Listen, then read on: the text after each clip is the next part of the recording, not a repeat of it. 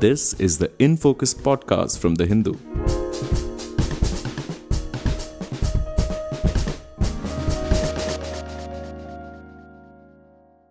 Welcome to the Hindu's In Focus podcast, Mr. Sudhanshu Mani. Thanks a lot. Thanks a lot for inviting me.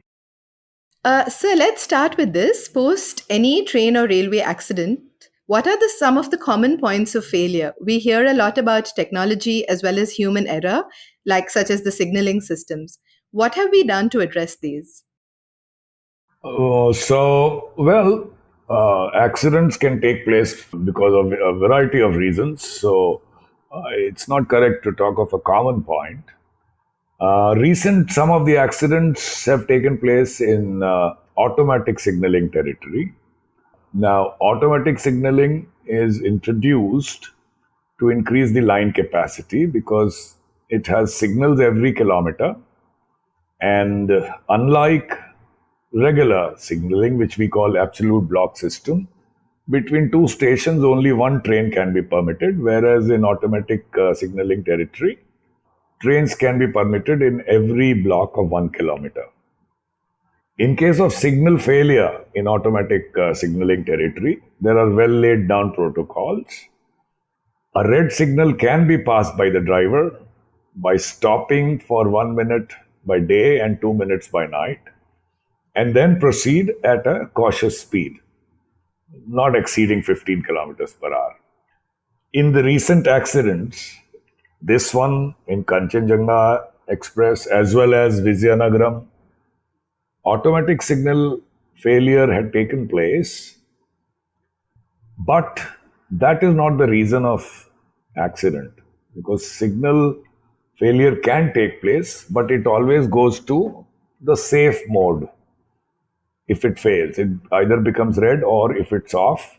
In railway parlance, actually, off means green. But if the light is off, all these can only dictate the driver to take certain precautions. It does not fail in a unsafe mode.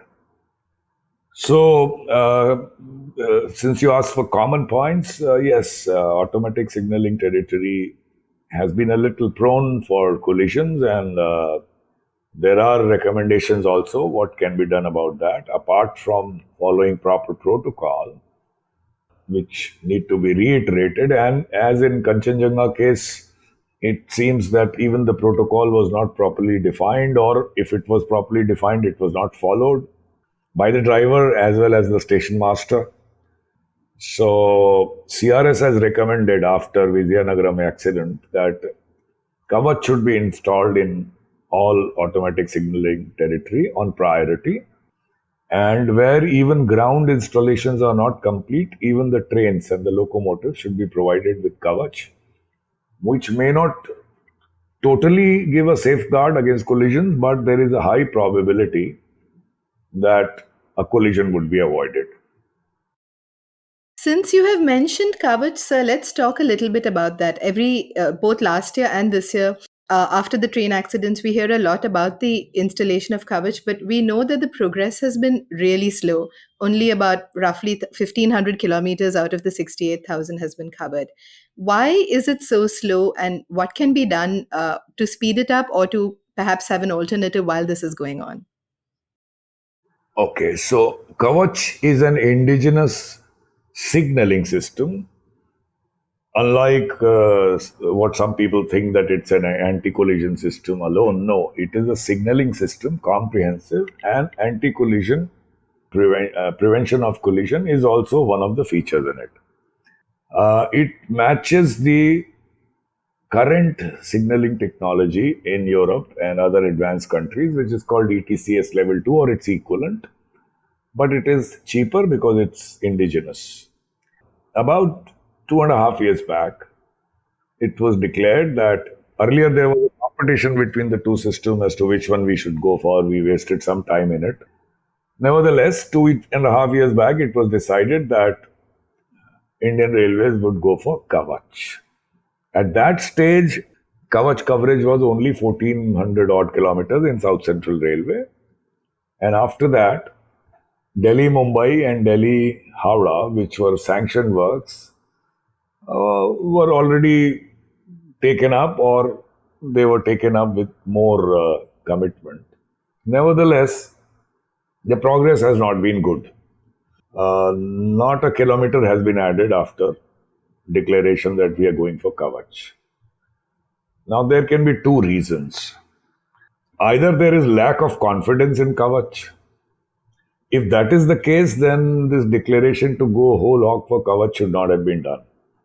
And if that is the case, what is past is past. Even today, in couple of sections, long sections, we can introduce ETCS level 2 to enhance safety. And meanwhile, Kavach should be continued and we wait for it to mature. Once it matures, then we should go ahead with only Kavach. On the other hand, if IR is confident and it's confident that it's a safe, competent system, then funds are no problem. Today, railways are given so much money by central government. Capex is not a problem at all, whether you take from safety funds or otherwise. Money is not a constraint. So the problem obviously is in execution of contracts. So that has to be speeded up. That needs focus, which has perhaps not happened. You would have read some statement from the chairman railway board, previous as well as the present, that capacity in the industry is a problem.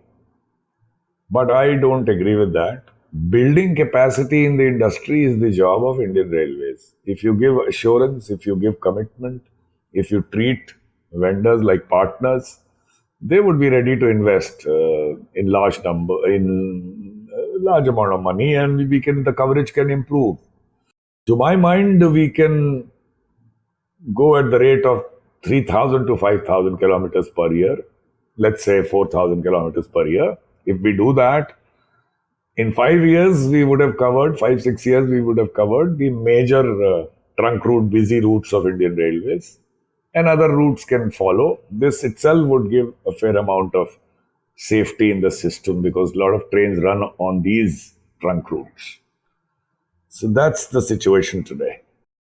Is it a foolproof system, sir? If it is installed across the railway system, will the safety be considerably enhanced and collisions come down? Yes, that it is, theoretically. But as I said, if there are some loopholes, if there are some aspects in which the reliability is not perfect, I would not be able to comment on it. But theoretically, the way the system has been developed, it can prevent many collisions that have taken place.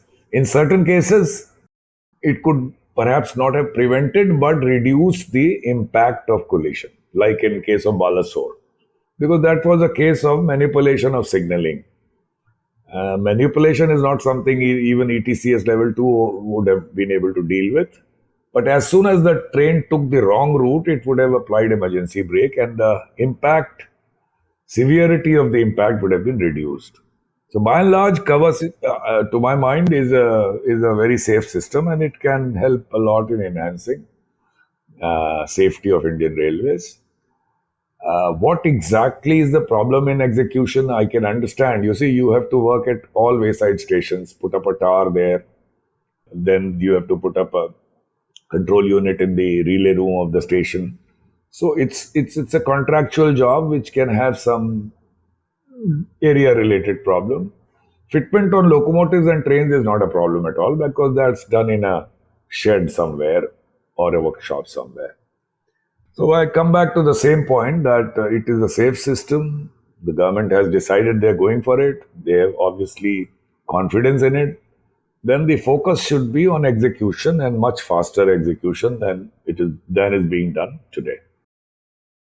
Talk to us a little bit about the other issue that pops up every time there's a rail accident in terms of human error being pointed to, and in many cases, the lower level staff being blamed. Where does the chain of responsibility for safety end?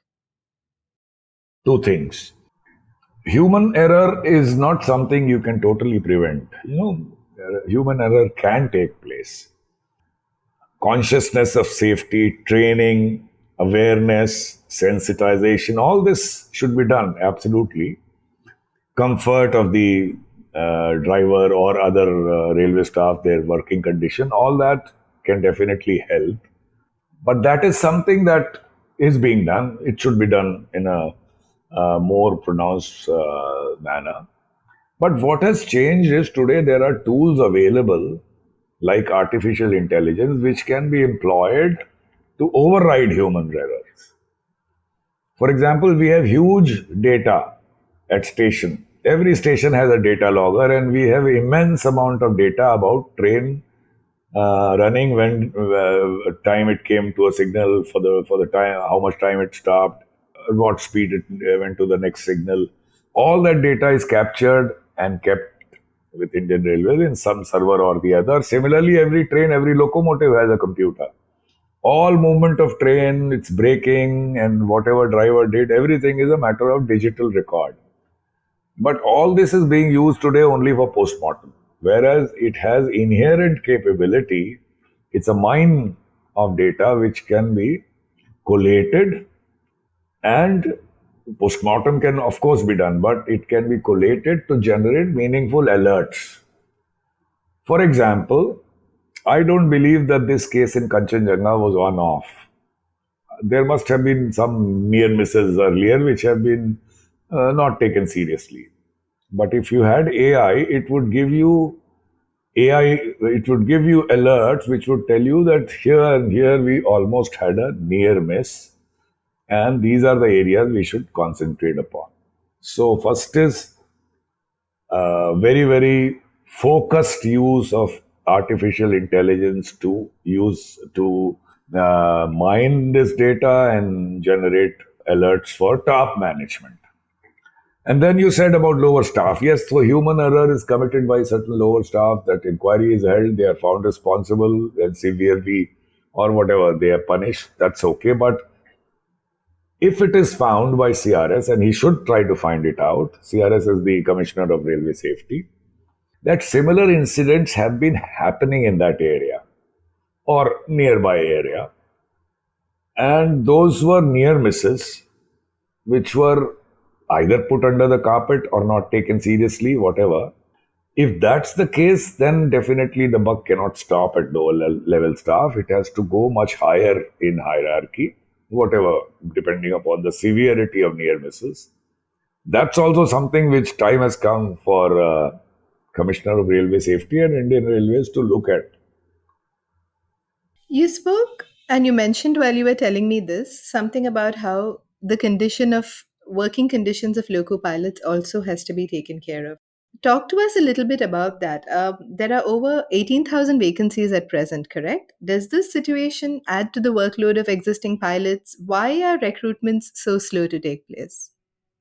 So, about the comfort level first, you see, have changed. The level of comfort and working condition, there is a case to keep on improving it. We can't compare with past. In past, you see, we had steam engines. And steam engines, as you know, there's a big fire right there, burning right there next to the driver in the box. And even in the peak of summer, it used to be very hot to work there. I have done that many times, and I can tell you.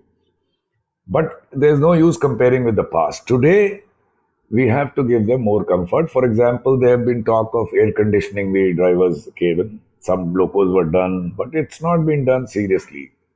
That should be taken up seriously. Similarly, working condition of other staff.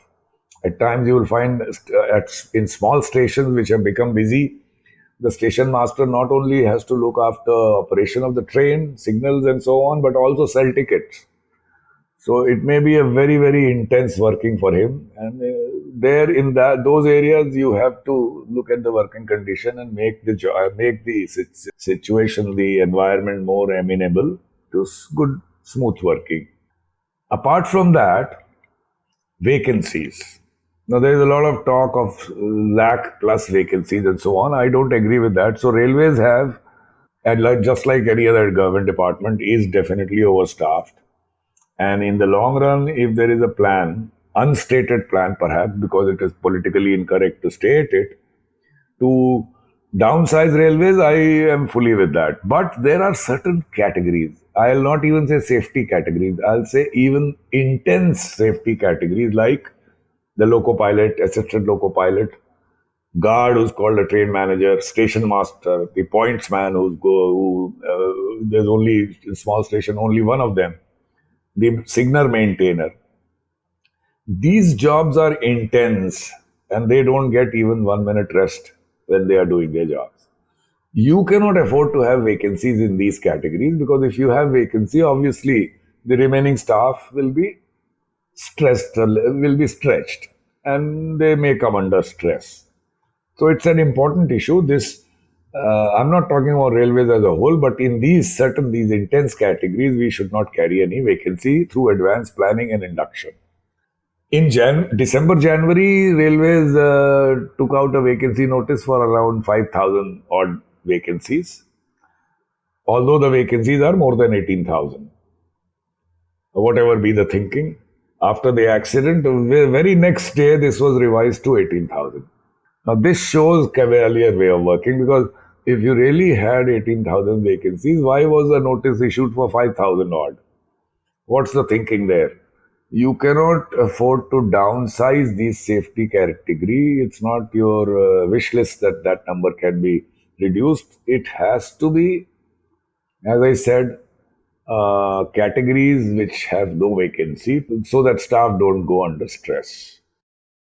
Talk to us a little bit about funding, sir. You told us previously during the installation of Kavach question that there is no problem when it comes to money in order to install this. But talk to us about, is there enough being spent on safety and regular maintenance of the tracks? We've had multiple big ticket railway projects that have been unveiled over the past few years. Is a consummate amount of money being spent on safety as well, even as the number of rail users is going up? Okay, so let me clarify. The safety record of railways, unlike what is the common notion, has actually improved. The fatalities, say 10 years back, used to be in the range of 500, 600. I'm not talking of run over cases, I'm talking of railway accidents. Now this has come down to around 50, except that last year the statistics were spoiled because of Balasore, where 292 people were killed. But this has happened through spending, execution of works like removal of all unmanned level crossings. This itself has contributed a lot towards reducing the number of accidents. Track maintenance has also been stressed upon much more, so that has also helped.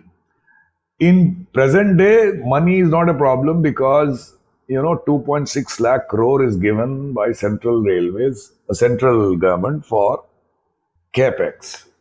So nobody can hide behind non-availability of funds. It's only a matter of fast execution, which has not happened. Money is being spent more than earlier, but much, much more needs to be done in primarily installation of Kavach and other upgrade of signaling system like automatic signaling or SSI. Track needs much more spending than is happening today. Track renewal and any track upgrades, all that needs to have a spending level multiple times more than what it is today. This will not only improve capacity but also help greatly in safety. It's not even a question of safety fund and all that was important when railways were constrained for spending money from their surplus. Surplus used to be there, but not that much. Now there is no surplus actually. Operating ratio itself is around 100%. But if I can call it, largest from the central government is immense. So funding is once again not a problem, but execution of contracts, which are, glitzy, swanky stations, glitzy, swanky trains, and all that have good optics, and one can take selfies with them, and they are popular. People also like that. So but it is not mutually, these are mutually exclusive. You can spend on money on stations and trains, but more focus is required on track upgradation, Kavach installation, and these works, which would not only improve capacity but also improve safety. You spoke about track maintenance being a primary point here. Are there too many trains running on our tracks compared to, I don't know, say other countries globally? Yes, yes. Our mainline tracks are all quite saturated. And we run goods train and passenger trains on the same track. So the average speeds are not very high and it's saturated. Maybe if you had a signaling system and other upgrades, speed being more, you could run even more trains. But at this stage, tracks are saturated. So it's not even a situation where we could compare it with foreign railways because everywhere the systems are different. But what I can say is yes, tracks are saturated, number of trains are high. It is resulting in lower average speed, but through track upgrade, signaling upgrade, maybe adding a third or fourth line, these things if you do, you can increase the throughput, average speed, and everything, and reduce the saturation level of tracks. Talking about average speeds, there was a news report recently that the Vande Bharat speed has been reduced from 160 mph to 130 mph, citing safety concerns. What does this indicate?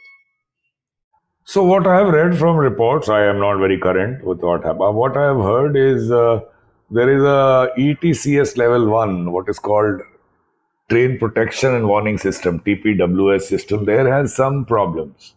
Needs to be either certain things need to be replaced or upgraded and so on. And but details I don't know. And because of that, the speed has been reduced. So this is quite retrograde, I would say, and this is not something which has happened in a day. This should have been, I mean, the railway should have been aware that such a situation is developing and taken fast action. The way it has been timed, of course, everyone would say that this has been done because IR is now afraid of running trains at higher speeds. But that's in the long term is self-defeating. I hope they would settle this TPWS issue very quickly and restore the speeds. Last question before we wrap up, sir. You mentioned a little bit about recommendations and CRS reports earlier. Are we following all of the recommendations? Do we need to follow them? Is there more that needs to be done in terms of taking on board recommendations and criticism is in order to improve our safety track record? So the Commissioner of Railway Safety is an independent. I mean, it's not a body which works under Ministry of Railways. It works under the Ministry of Civil Aviation. Albeit all these commissioners are ex-railwaymen, but they cannot return to railways, having joined the Commission for Railway Safety. So in that respect, their recommendations are very important. They're not totally binding, let me tell you, but they are recommendations which largely should be totally followed. So I'm not in a position to say that they are all followed. There are many recommendations which have been followed, many which have not been followed. What is relevant today are these two things which I told you from Vijayanagar accident. I hope they are followed in spirit as well as in reality. I mean, there may be a delay here and there a little bit, but they should be totally followed. And except some extreme cases, most of the recommendations are for railway safety only, and they should be taken in that spirit and followed in toto. Thank you so much for speaking to us today, Mr. Sudhanshu. Thank you very much for inviting me. My pleasure. In Focus will be back soon with analysis of the biggest news issues. In the meantime, you can find our podcast on Spotify, Apple Podcasts, Stitcher, and other platforms. Just search for In Focus by The Hindu. We'll see you soon.